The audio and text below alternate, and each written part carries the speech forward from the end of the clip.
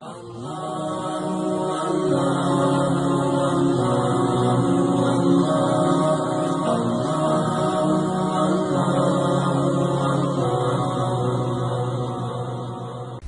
Az-Zariyat, surah nomor 51 ayat 56 sampai 58. A'udzu billahi minasyaitonir rajim. Wa ma khalaqtul jinna wal insa illa liya'budun. Ma uridu minhum min rizqi wa ma uridu minhum an yut'imun.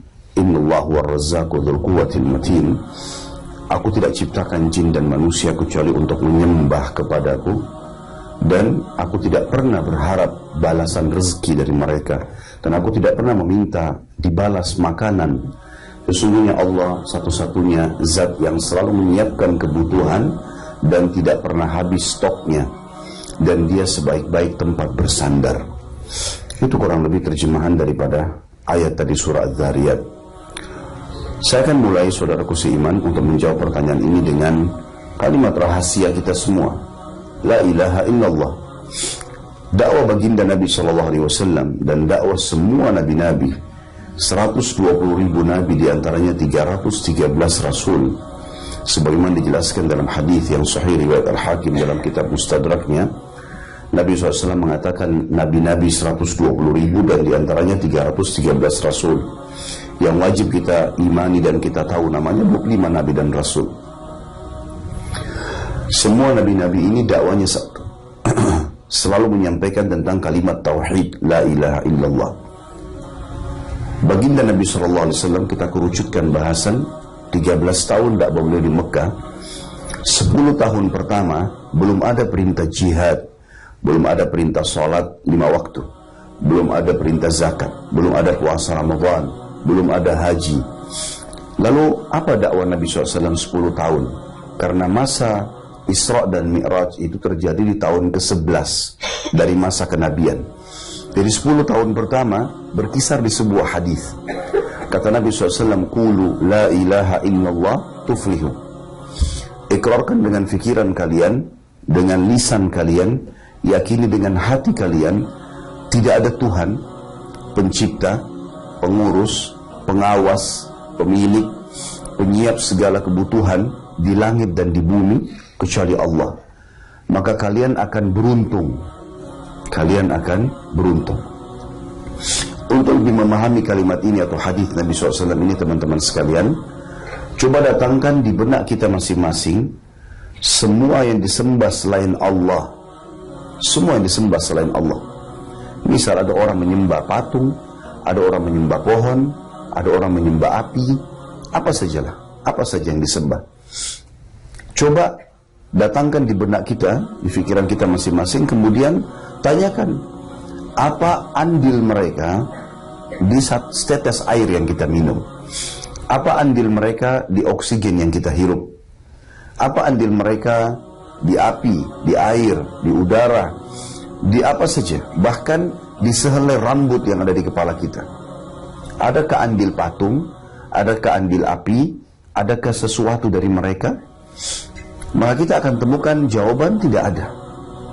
Dan sekarang para ilmuwan manusia yang sampai pada tingkat ilmuwan, orang-orang ateis pun yang tidak yakin ada Tuhan Allah, mereka mengatakan bahwasanya di antara yang ada di muka bumi ini, manusialah yang paling sempurna dibandingkan hewan-hewan, dibandingkan jin, dibandingkan tumbuh-tumbuhan.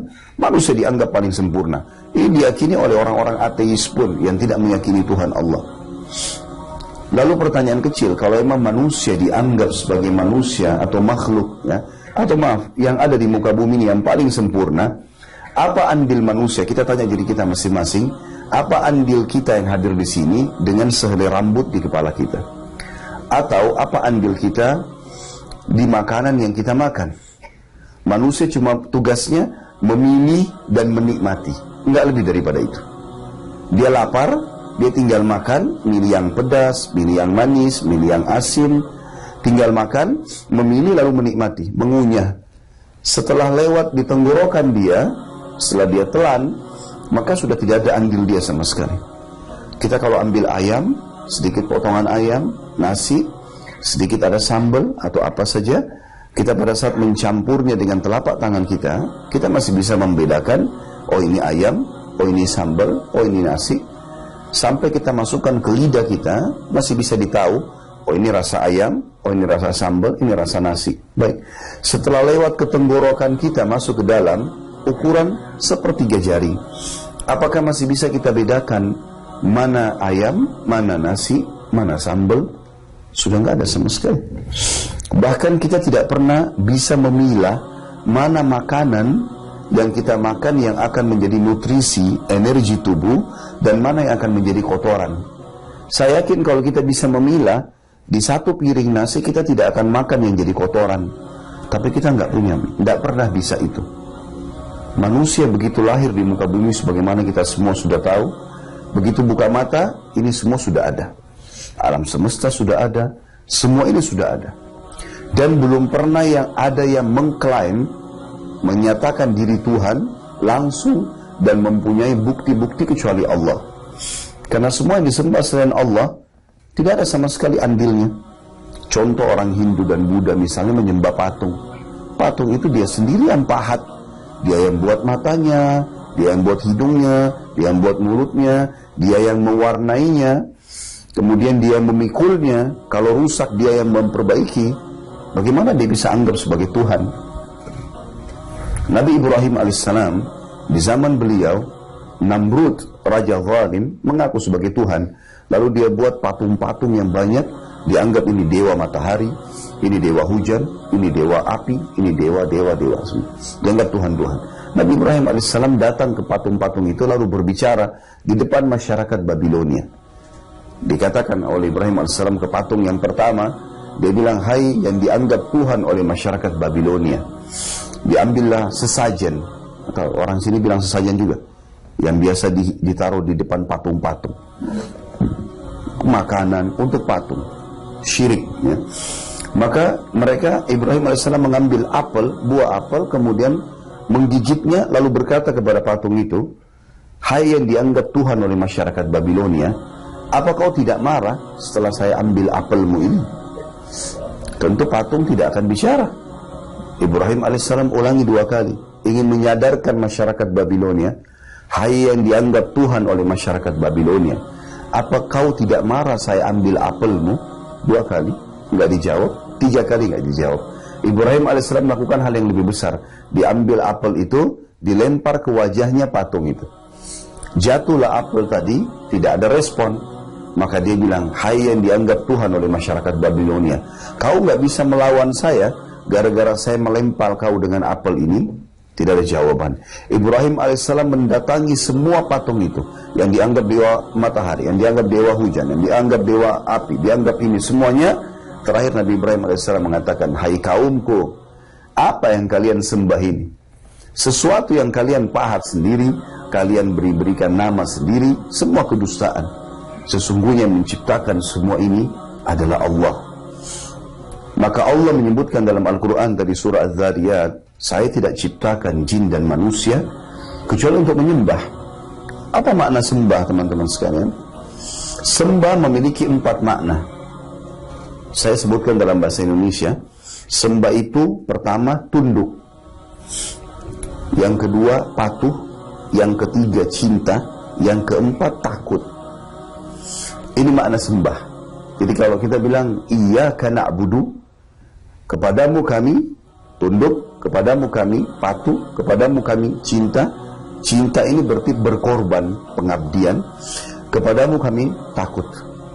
Ini makna daripada sembah.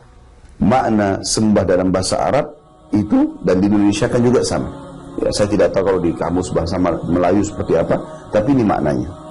Allah bilang, aku tidak ciptakan jin dan manusia kecuali untuk tadi patuh, tunduk, cinta, dan takut. Baik, pertanyaan kecil, kenapa Allah buat ini tadi? Kenapa Allah suruh kita tunduk? Allah menciptakan kita di muka bumi ini, Bapak Ibu sekalian, dengan sebuah sistem. Saya kasih contoh, ada satu orang ateis dari negara Arab dulu. Dia ini orang filosof yang menolak ada Tuhan. Dia memiliki ribuan syair, semuanya menolak Tuhan Allah. Dibilangi, ini Allah yang ciptakan. Mana Allah? Saya nggak lihat. Saya mau lihat, saya mau berbicara sama Allah. Dia menantang terus. Terakhir sebelum dia meninggal, dia menyusun 20 syair, 20 bait syair, ini yang membantah syair-syair dia sendiri. Dia bilang begini, jitu wala adri min aina jitu. Saya lahir di muka bumi ini, saya benar-benar tidak tahu dari mana asal saya. Kalau asal saya dari ibu saya dari siapa? Ibunya lagi. Ibunya lagi siapa? Ibunya lagi. Siapa yang pertama ini? Dia menolak ada Tuhan. Kita orang beriman sama Allah sudah tahu dari surah Al-Baqarah, manusia pertama Adam, dari tulang rusuknya Hawa alaihissalam diciptakan. Dari situlah kita berkembang biak. Surah An-Nisa ayat 1 juga menjelaskan masalah itu. Tapi dia bingung. Lalu dia bilang, "Fawajadtu amami tariq, masyaitu dzalika syi'tu am abaitu." Lalu kemudian saya dapat sebuah sistem di muka bumi ini. Pada saat saya lahir, saya mau tidak mau harus saya lalui. Harus saya lalui. Seperti pergantian siang malam. Bapak Ibu sekarang yang hadir di sini, teman-teman dan adik-adik sekalian, kalau kita suka dengan malam hari, karena malam hari mungkin sejuk, nyaman, bisa tidur, tetap harus tunggu proses. Harus siang dulu. Biar kita berdoa, ya Allah datangkan malam, sistemnya nggak bisa dilanggar. Allah buat sistem itu. Ada orang yang masih anak-anak seperti anak-anak kita ini, ada doa orang muslim bisa pakai berdoa bermunajat sama Allah. Kalau ada tiba-tiba anak-anak kita yang bilang, ya Allah saya mau tua sekarang, nggak bisa diterima. Karena Allah sudah buat sistem. Ada yang tidak bisa dilanggar. Atau ada laki-laki bilang, ya Allah ubah saya jadi perempuan. Nggak bisa. Harus ikutin sistem yang ada. Ada sesuatu yang sistem yang tidak bisa diubah, ada yang bisa berubah. Kalau kita bicara masalah takdir, dalam bahasan saya di YouTube, untuk lebih jelas saya bahas takdir. Takdir ada dua macam. Ada yang mutlak, ada yang ikhtiar. Mutlak itu sesuatu yang kita tidak punya campur tangan. Nggak bisa sama sekali kita ubah. Seperti pergantian siang malam tadi, kemudian jenis kelamin kita laki-laki atau perempuan, kemudian fungsi-fungsi anggota tubuh, mata melihat, telinga mendengar, hidung menghirup, lidah mengecap, bibir mengucap, tangan menjama, kaki melangkah. Nggak bisa diubah. Kita nggak bisa makan dengan kuping, kita nggak bisa mendengar dengan mata, harus begitu. Ini namanya mutlak. Nggak ada campur tangan kita di situ. Termasuk dalamnya hidup dan mati. Ada takdir ikhtiar. Apa itu ikhtiar? Berhubungan dengan af'al ibad, perilaku sehari-hari. Memilih makan, seperti Bapak Ibu hadir sini pilih baju putih sama baju hitam. Itu ikhtiar kita. Itu Allah kasih kebebasan. Allah sebagai Tuhan memberikan silakan kebebasan. Boleh pilih baju apa, boleh makan apa, boleh minum apa, tapi diturunkan syariat, ini halal, ini haram. Seperti itu. Tapi kita lihat orang beriman punya panduan tadi. Kalau orang tidak beriman, tadi Ihya Abul Madi bingung dia. Dia bilang saya dapat sebuah sistem, saya mau atau tidak mau harus saya lalui. Manusia tadi dijelaskan oleh Ustaz Salim, dari bayi, kemudian anak-anak, kemudian remaja, kemudian tua, kemudian mati. Nggak bisa dilawan ini, nggak bisa orang lahir tiba-tiba tua. Sebuah sistem mutlak.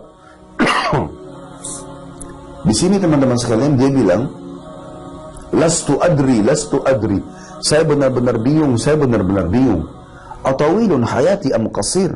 Dia kebetulan sudah diranjang kematian, dia bilang, apakah hidup saya masih lama atau saya juga akan meninggal dunia?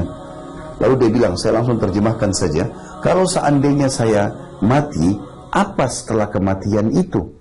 Adakah kehidupan?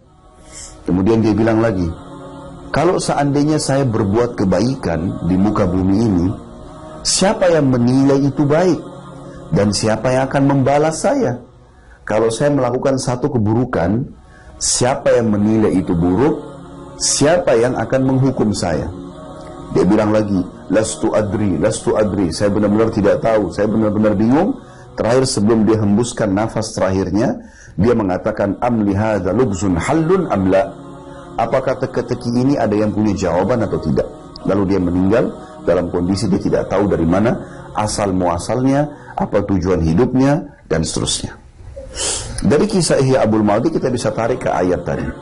Orang yang tidak mengikuti sistem yang sudah ada, dia tidak akan punya panduan hidup.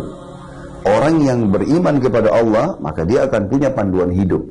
Karena makna sembah tadi tunduk. Seperti ibu-ibu yang pakai jilbab misalnya, atau pakai tutup kepala, kerudung. Kenapa pakai kerudung? Ya karena Allah perintahkan. Gitu kan? Kita punya panduan hidup. Saya yakin ada Tuhan saya, Allah perintahkan saya melakukannya. Dan setiap perintah digantungkan fadilah, janji positif. Sholat dapat ini, puasa dapat ini, haji dapat ini, zakat dapat ini. Semua larangan, ancaman, semua larangan ada ancaman. Riba hukumannya ini, zina hukumannya ini, durhaka sama orang tua hukumannya ini. Jadi orang yang menyembah Allah, dia tahu ada Tuhannya, dia punya panduan hidup. Mana boleh, mana nggak boleh. Mana halal, mana nggak halal.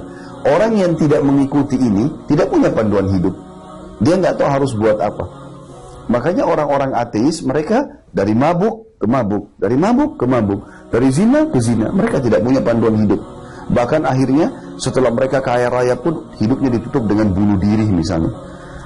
Mereka sengaja membunuh diri, sengaja loncat dari sebuah building yang tinggi, karena mereka tidak punya tujuan hidup. Ini kurang lebih gambaran saya sederhana tentang masalah apa yang dimaksud dengan firman Allah tadi.